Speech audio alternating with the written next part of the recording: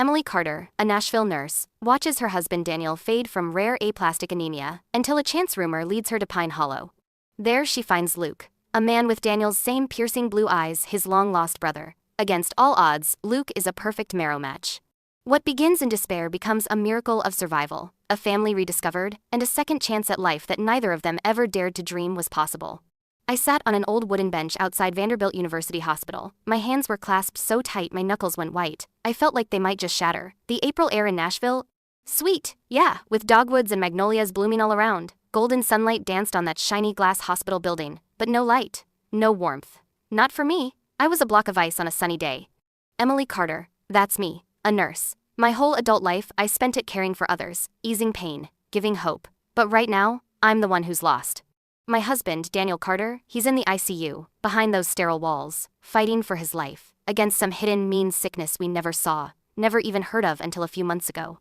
Cars rushed on the highway nearby, birds chirped in the green trees, people laughed softly, walking by. Just normal sounds for a Wednesday afternoon. For a quick second, I wished I could just vanish into that crowd, be just another normal woman, enjoying a warm day, laughing about dinner, or what flowers to plant. But that woman?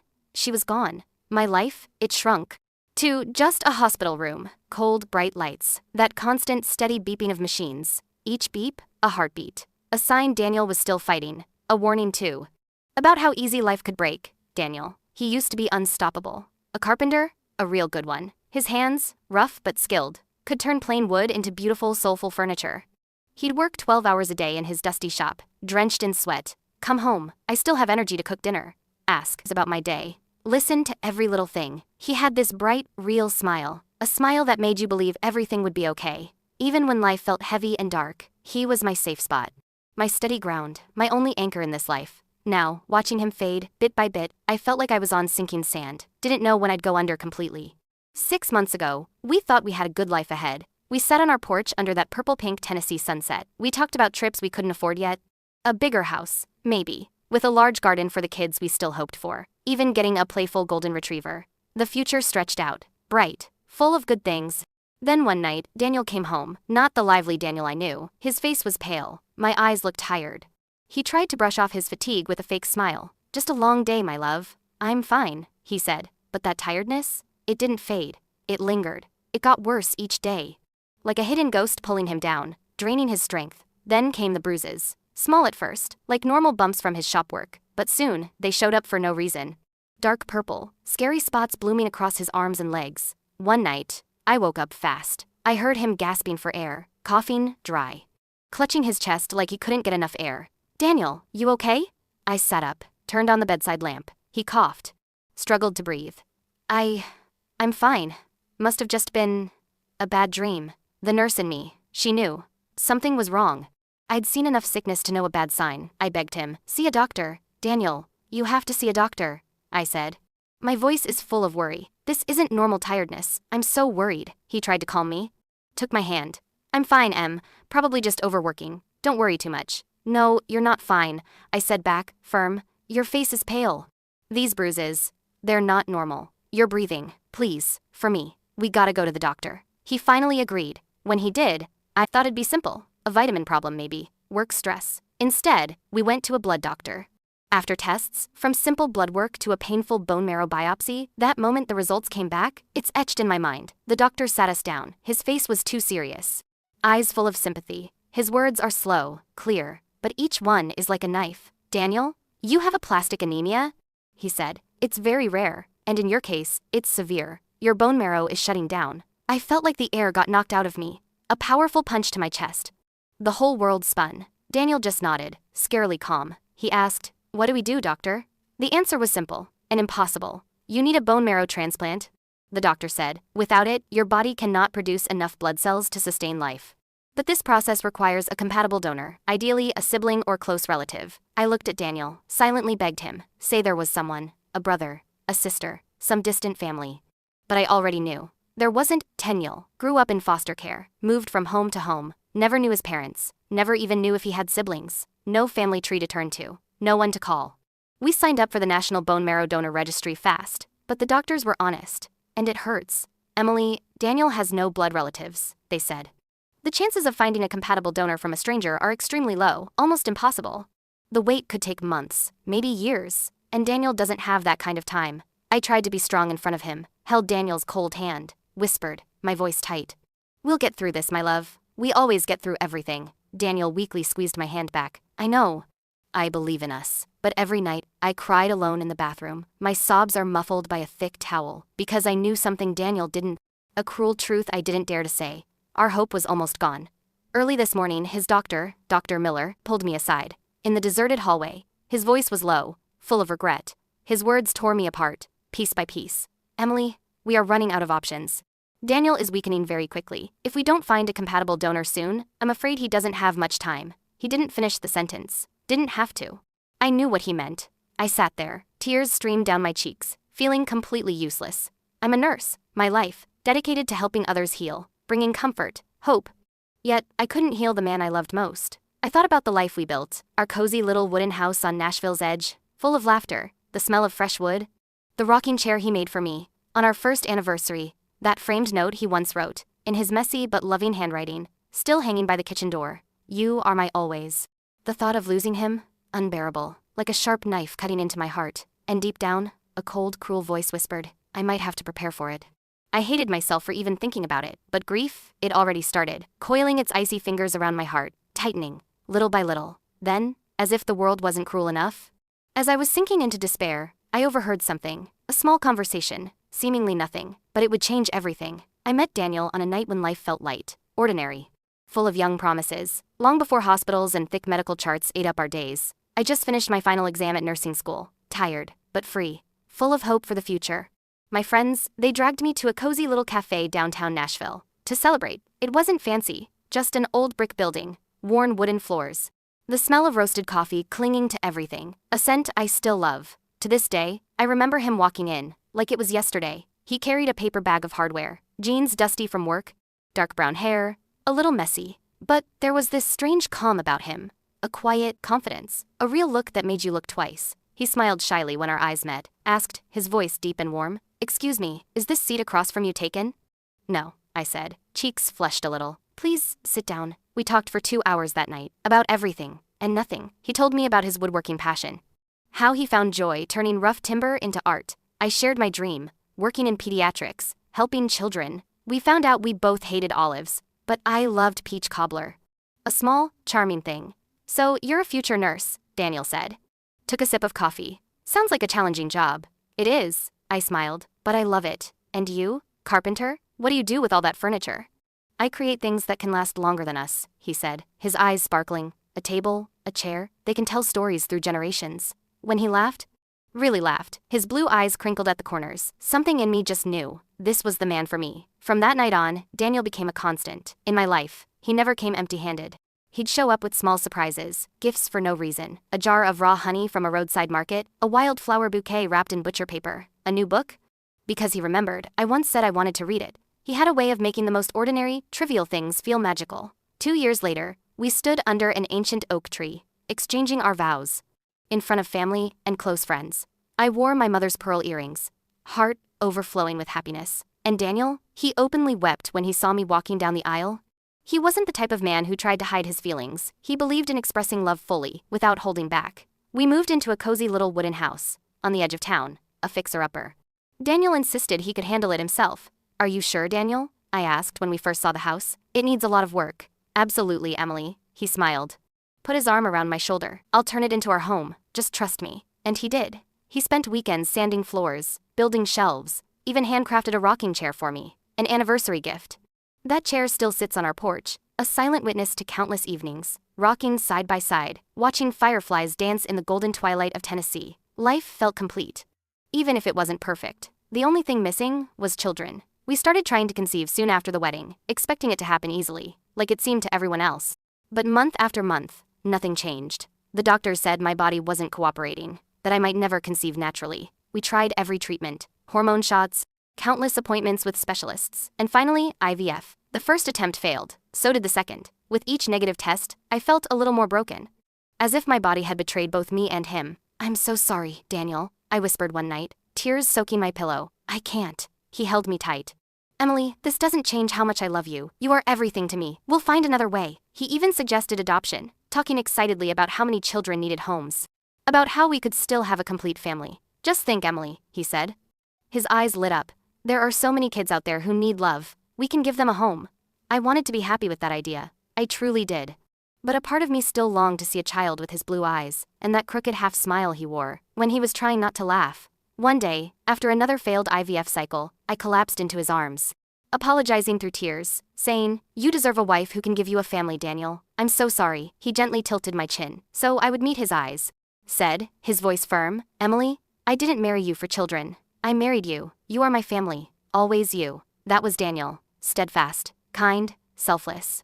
He could have been angry, resentful, even distant. Instead, he chose love, understanding, compassion, every single time. Looking back now, I realize, those struggles prepared us for what was coming, the nights we held each other through disappointment. The dreams we reshaped together, they became the blueprint for surviving the storm that was about to hit, because when Daniel fell ill, the world as we knew it, it collapsed. And yet, even lying there weak and pale, he still tried to be the strong one. He joked about the terrible hospital food, teased me about worrying too much, told me we'd get through this. Just like we'd gotten through everything else. But deep down, I knew, this was different. This was life and death, and I wasn't ready to imagine a life without him.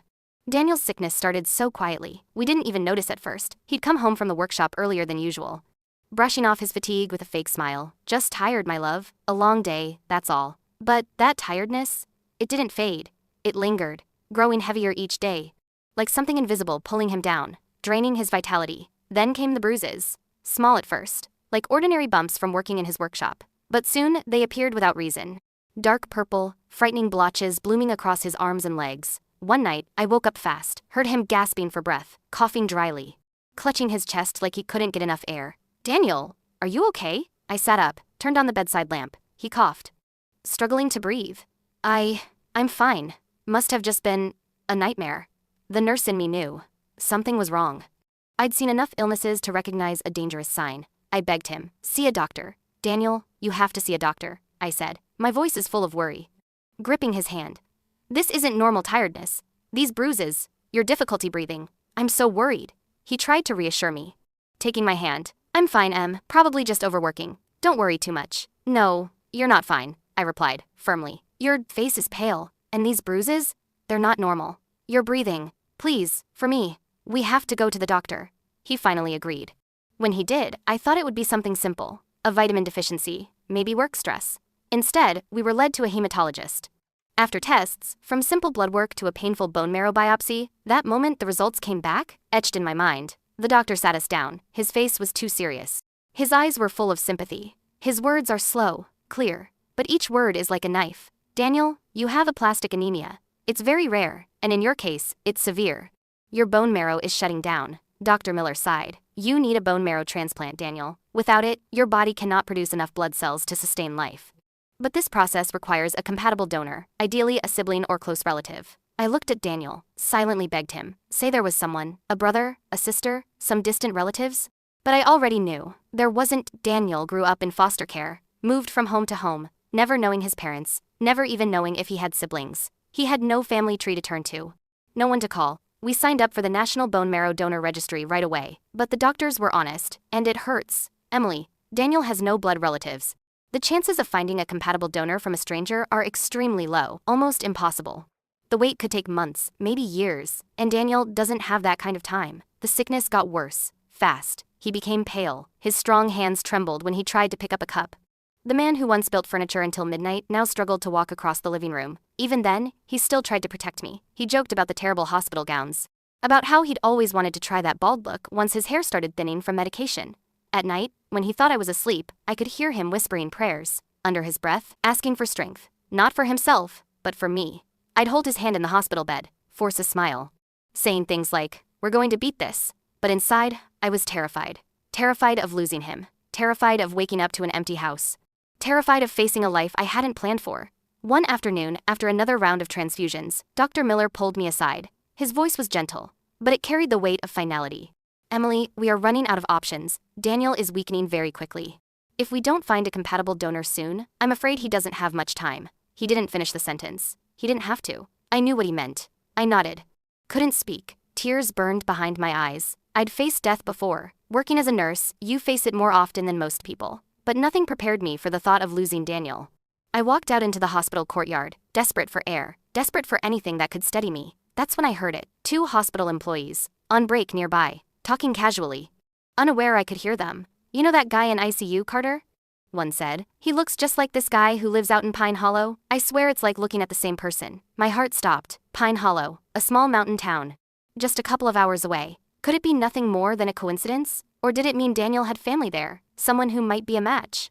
For the first time in weeks, I felt something I hadn't dared to feel. Hope. A fragile, trembling hope. But hope nonetheless. I stood motionless in the hospital courtyard.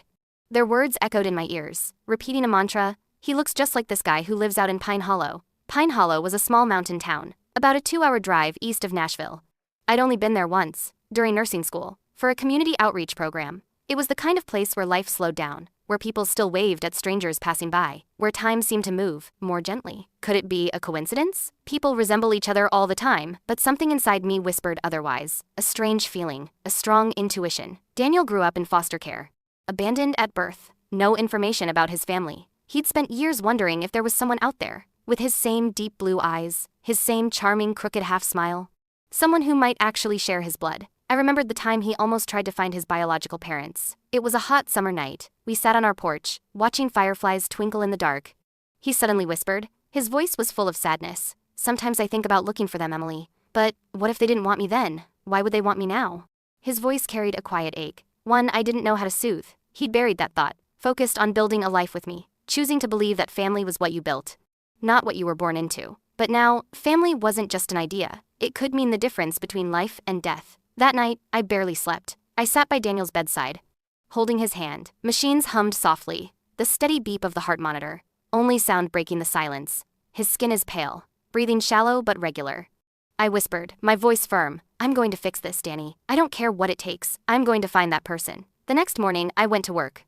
Immediately filed for emergency leave. My boss, nurse manager Sarah, a kind woman with warm eyes, didn't ask many questions. She knew Daniel's situation. Just hugged me tight before signing the form. "Go, Emily. Do what you need to do. We'll handle everything here." I packed a small bag, heart pounding. A mix of dread and determination. I didn't even know the man's name, only that he lived in Pine Hollow, and apparently looked like my husband. I had no concrete plan. Just a single picture of Daniel on my phone, and a fragile, trembling thread of hope. Before leaving, I went to Daniel's room. He was awake, smiling weakly when he saw me. "You look like you're about to take on the world," he teased. His voice is weak but warm. "Maybe I am," I replied, trying to keep my composure. "You just rest. I'll be back before you know it." He tried to ask more. His eyes were full of curiosity. "Where are you going? Is something wrong?" I gently stroked his hair. "Don't worry about it, okay? Just rest. I'll be back before you know it." I wanted to tell him everything. About Pine Hollow. About the man who might be his family, but I couldn't risk giving him hope, only to shatter it if it turned out to be nothing. The drive out of Nashville felt surreal. The highway gave way to winding country roads, endless fields of early spring wildflowers, and finally, the rolling hills of Pine Hollow. As I crossed the old wooden bridge leading into town, I whispered a silent prayer, repeating it like a refrain. "Please let this be real. Please let there be someone out there who can save him." I parked near a small general store, in the center of town, stepped out, clutching my phone tightly. The people here moved at a different pace, much slower, more peaceful than the city. Farmers loading feed sacks onto trucks, an elderly woman sweeping her porch with a gentle smile, children riding bicycles on dusty streets. Every face I saw, I studied carefully, searching for some trace of Daniel's sharp jawline, his deep blue eyes, anything. I stopped at the general store. I approached the clerk, a man in his 52nd, kind eyes, graying hair. "Excuse me, I'm looking for someone," I said. My voice trembled. "I don't know his name, but people say he looks like this." I showed him Daniel's photo on my phone. The man's eyes widened immediately. A flash of recognition. "You're probably talking about Luke Henderson," he said, nodding. "Lives out by the cornfields on County Road 6. Yeah, he does look like that. Like 2 peas in a pod." My heart pounded, a strong beat of hope. "Could you give me directions?" "Sure thing," he said, grabbing a napkin and a pencil. "You just go straight down this road, past the old church, then turn left at the big oak tree. His house is that old wooden one with the Henderson mailbox." I thanked him profusely, headed back to my car, my hands trembling on the steering wheel. As I drove toward what might be the answer to every desperate prayer I'd whispered in the past few months, I didn't know if this Luke Henderson was actually related to Daniel. But I knew one thing for sure. I was about to find out. The road to County Road 6, little more than a stretch of cracked pavement, winding through tall pines and vast green fields. A soft drizzle began to fall, the kind that seemed to hang in the air like a fine mist, clinging to my windshield, blurring the edges of the horizon. I slowed. Spotted the mailbox with faded white letters, Henderson. The house behind it was old, weathered, with a creaking porch, faded wooden walls, surrounded by a field of corn stubble, muddy tire tracks. A rusted swing creaked in the wind. Somewhere in the distance, a dog barked. For a moment, I sat in the car, gripping the steering wheel, pulse thudding in my ears, heartbeat drowning out the rain.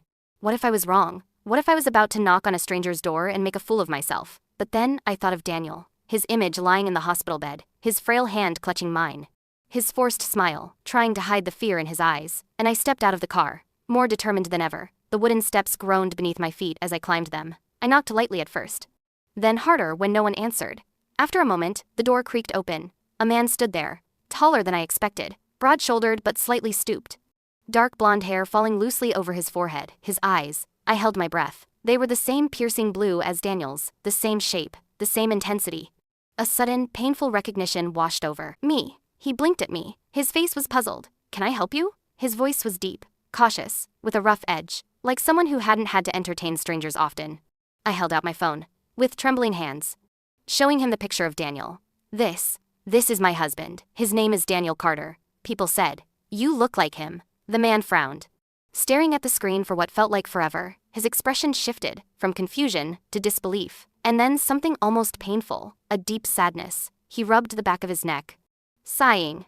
"Well, I'll be damned." He looked at me again. His gaze is softer now. "Who are you?" "Emily, I'm his wife." He stepped aside, opened the door wider. "You better come in." Inside the humble house, worn wooden floors, mismatched but cozy furniture, the faint smell of coffee and motor oil. He gestured to an old rocking chair. "Sit." I sat down, clutching my bag in my lap. "He's in the hospital. He's very sick. He needs a bone marrow transplant. They said he has no family. But then I heard about you and my voice broke. Tears welled up. I had to come here. I had no other choice. The man, Luke Henderson, as I quickly learned, sat opposite me, leaning forward, elbows on his knees. He looked at the photo again, shaking his head slowly, his blue eyes filled with emotion. I think he might be my brother." Those words hit me so hard. I almost couldn't breathe. "Your brother?" I asked again. My voice trembled, unable to believe my ears. Luke nodded. His gaze was distant, as if reminiscing. "Our mom. To be honest, she wasn't much of one. She had a lot of kids, most with different fathers. When I was little, she had another baby, a boy. She said she wasn't keeping him. Signed papers at the hospital and left him there. I was too young to do anything, but I never forgot. Always wondered what happened to him." He rubbed his face with both hands. His voice cracked, full of regret. "I didn't even know his name until now." "Daniel. Is his name Daniel?" My eyes blurred with tears, but this time they were tears of hope, not despair. "Yes, his name is Daniel. Daniel has been looking for family his whole life. He thought he was completely alone." Luke's jaw tightened. He stood up abruptly, his eyes resolute. "I'll do it. The transplant.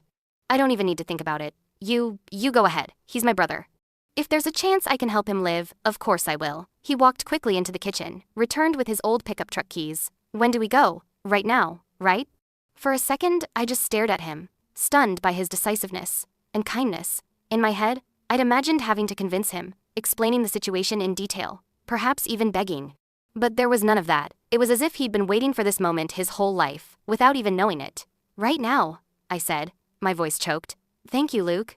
Thank you so much." We left Pine Hollow that evening. The rain is now heavier, streaking the windshield as Luke drove behind me in his old pickup truck. My chest felt lighter. For the first time in months, there was still fear. There was always fear. But now, there was also something else. Hope. That felt solid, like the ground beneath my feet. When we arrived at Vanderbilt University Hospital, I led Luke through the sterile white halls, our footsteps echoing in the silence. Daniel was awake, propped up by pillows, his skin is pale. But his eyes brightened when he saw me, then narrowed in confusion when they shifted to Luke. For a long moment, no one said a word. Only the steady beeping of machines, and Daniel's shallow breaths.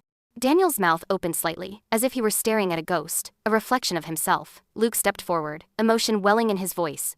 But he tried to remain calm. "I think I'm your brother." Daniel blinked. Tears instantly welled up, rolling down his hollow cheeks. "My brother," he whispered. His voice trembled, unable to believe his ears. I stood there, watching two men, strangers a day ago, now blood brothers, locking eyes, as if recognizing something only they could feel, an invisible bond. Daniel reached out a trembling, weak hand, and Luke clasped it firmly, a steady, meaningful grip. "We'll talk later," Luke said softly. His eyes are full of promise. "But right now, I'm here to save your life." Luke's test results came back faster than I expected. The doctors wanted to expedite everything. Because Daniel's condition was deteriorating quickly when the hematologist stepped into the waiting room with that soft, relieved smile, a smile I had longed to see for months. My knees nearly gave out from relief. "He's a strong match," she said, her voice filled with excitement. "One of the best we've seen in a while." I turned to Luke. Tears brimming in my eyes, my voice choked. "Did you hear that? You're a match. You can save him." Luke's expression wavered, between shock and determination. He nodded decisively. "Then, let's do it. When do we start?" "As soon as possible," I said, taking his hand. "Thank you, Luke. You are a miracle." That night, Daniel and Luke finally had time to sit together, free from machines or nurses. I stood just outside the doorway for the first few minutes, giving them privacy, but I could still hear their voices, low, emotional, hesitant at first, then warmer as the minutes passed. Like two distant rivers finally finding each other. "I used to dream about having a brother, Luke," Daniel said. His voice choked. "I thought it was stupid, like dreaming about a house you'll never live in. But here you are, real." Luke chuckled quietly, though his voice was thick with emotion. "Guess life had other plans, huh, Danny?" "I'm sorry I wasn't there, Danny. I didn't even know," Luke said.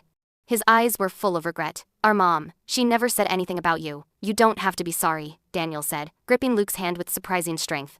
"For someone so weak, you're here now. That's all that matters." "I can't believe it." "Me neither," Luke replied. "But I'm here. We're family."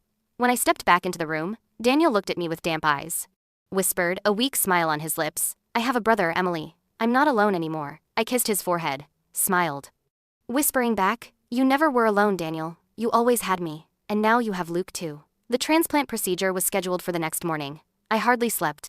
My mind is racing through every possible outcome, from the worst to the best. Luke was remarkably calm, even joking with the nurses as they prepped him for the donation. "Never thought I'd be donating my bone marrow to a guy I met yesterday," he teased. Then looked at Daniel.